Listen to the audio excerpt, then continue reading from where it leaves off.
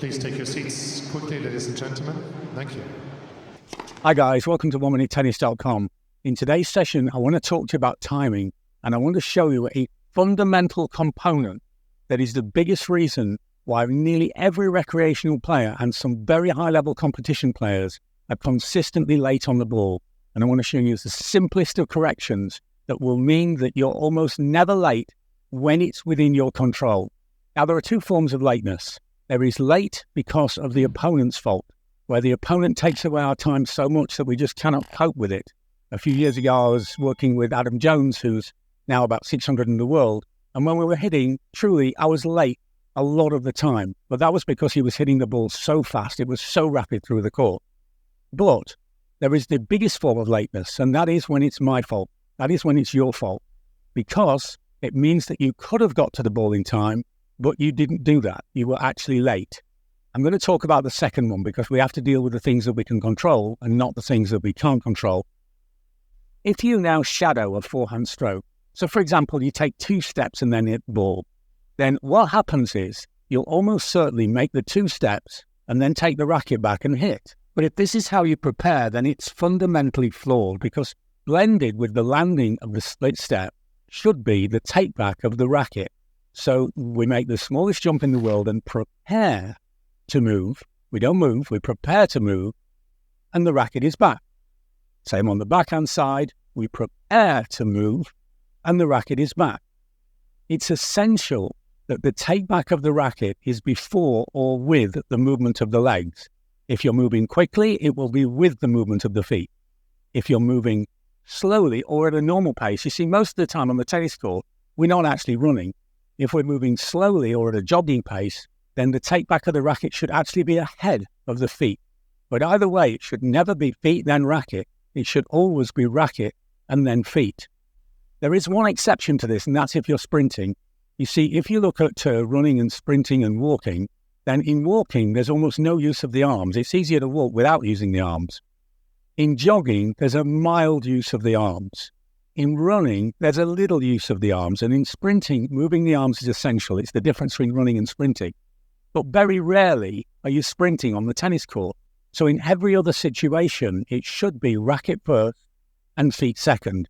Never feet first and racket second. Here's an analogy that might make sense. Imagine that instead of having a racket, I've got a gun, and I'm hunting. So I'm out there looking for prey. This is what I'd be doing. I wouldn't have the gun down here, be moving my feet and say, oh, that's it, I'm going to shoot there. I would have the gun prepared, be moving my feet looking, and then I would be hunting, stalking, and shooting the prey. It's the same when you play tennis. Get your racket back before the feet move. And what you'll find is then that as well as being early to the ball, you'll also naturally make adjusting steps. You see, if you arrive to the ball and then take the racket back, then the movement of the take back of the racket will mean there's no time for adjustment. But if you're in position with the racket first and then get to the ball, it's natural to make an adjusting step and find a perfect contact point with the ball. This is a great drill to emphasize the early preparation and correct sequence of racket first and feet second. What we do is we align the player in front of us and we ask them to keep their left hand as parallel as they can to the tennis ball. I'll then move up and down, and they have to move their body in relation to the hand. What most people naturally do, what most recreational players naturally do, is they'll move their hand up and down and their body just stays where it is. No, it doesn't work that way. So what we have to do is this is locked and we have to position our body in relation to the ball and not hope that the ball will move in relation to the body. Once we've got that position, then I'll start to move, usually with crossover and side steps, and the player has to mirror me. Again, keeping their left hand as parallel as they can to the ball.